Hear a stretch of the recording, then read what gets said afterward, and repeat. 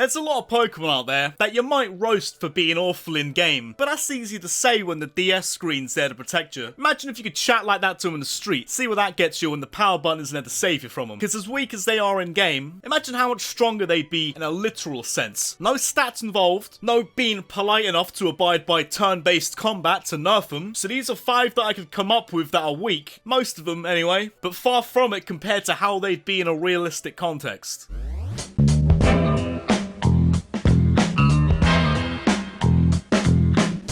There's a few who aren't strong statistically, but are gonna be far stronger based on the numbers that actually matter here. The height, the weight, the max deadlift, the combine records. That wild area's taught us anything. Plenty of Pokemon got a mad 40-yard dash on them. Looking at the literal sizes of every Pokemon, you could use that to explain really just how screwed you'd be walking down a dark alley and seeing one of them. Checking the corners of your room before bed. Gonna need a 2-handed weapon to take down that Ariados hiding in your room. And then there's Arbok being a turbo-sized King Cobra whose signature move is to paralyze you, so you just gotta sit there and hope he gets bored of you. But the one literal-sized Pokemon I'm most afraid of, the last thing I'd want roaming our airspace, that's gotta be Beedrill. Hands down Beedrill. Imagine Beedrill's flying around the place. A 3-foot tall, 65-pound bee, juiced up with poison, travelling in hordes. 2 lances for arms. In-game, your man's a tutorial for evolution. Outside of that, you're gonna need a bit more heavy artillery than the bug spray to take care of Beedrill. I don't even know what kind of bug repellent you'd need to survive a horde of Beedrill. All I know,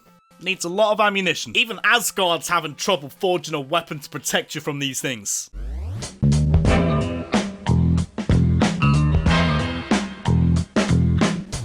In-game, Hyrule is a sideman. We all know this. We're all disappointed by it. You look at the design, you'd think it'd be decent, right? But we all know how dead it turned out. You could have been a free-to-the-public Entei. A gendered Entei even, but nah, you just had to go and be a reskinned Flareon who gets dropped by a Chinese burn from Hitmonchan. Should be king of the jungle. Yeah, nah, mate, barely king of the PU tier on a hot day. Out of the game, though, a fire-breathing lion is gonna go down way differently. And they seem to be a lot more respected from what I can tell outside of actually throwing hands in the game. It's the royal Pokemon on an there's a debatable Elite 4 level team. He's Lysander's frontman. Behind the screen, this isn't a Pokemon that flexes not using fire on enemies because it rates eating raw meat. It's like fighting Mike Tyson choosing not to punch you in the face because he wants to kiss you on the mouth. So in a realistic context, Hyrule would bang. Hyrule would maul you. That no fire flex is valid. If he wants to eat you raw, that's completely on him. You have zero say in that discussion. It actually live up to that title it has for some reason. A lion who breathes 10,000 degree fire isn't going to be this much of a sideman in any realistic context. Could easily be king of the jungle in this form. Or savannas. King of hot field is.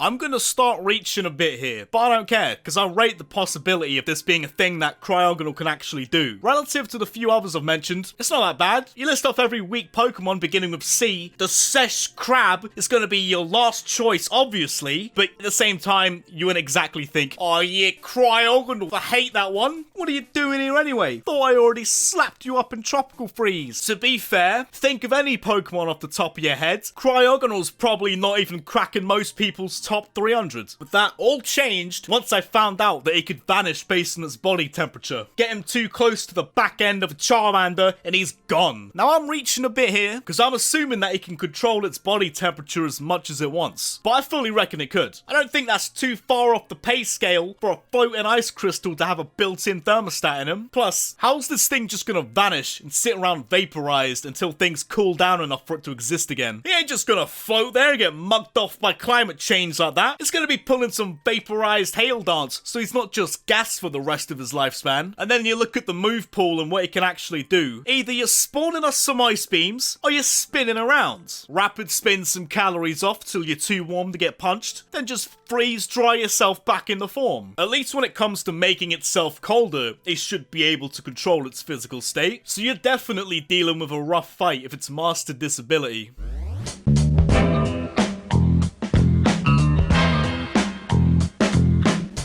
Kinda like Beedrill, there's another Pokemon that's going to be pulling some major shifts when you take its literal size into account, but in a different sense to Beedrill. Durrant being a foot-tall ant is going to be far stronger than you'd expect at first. Your standard ant can lift 100 times its own body weight, and you've got this meaty 73-pounder over here. So going by that logic, a Durrant could potentially lift over 7,000 pounds for all we know. But I've gone into that a fair bit already in an old video, so its size and strength isn't the only factor in this. They're not far off Beedrills in how territorial they are and living in colonies, but for an insect way more common and 3 times as durable, that's going to be far stronger than the games could ever give them credit for. Imagine an infestation of Durrants, calling up the exterminator, telling them they're immune to poison. Only way you can handle a colony of Durrants is with a flamethrower. One with enough range that one of them doesn't ankle pick you and sling you 10 miles away.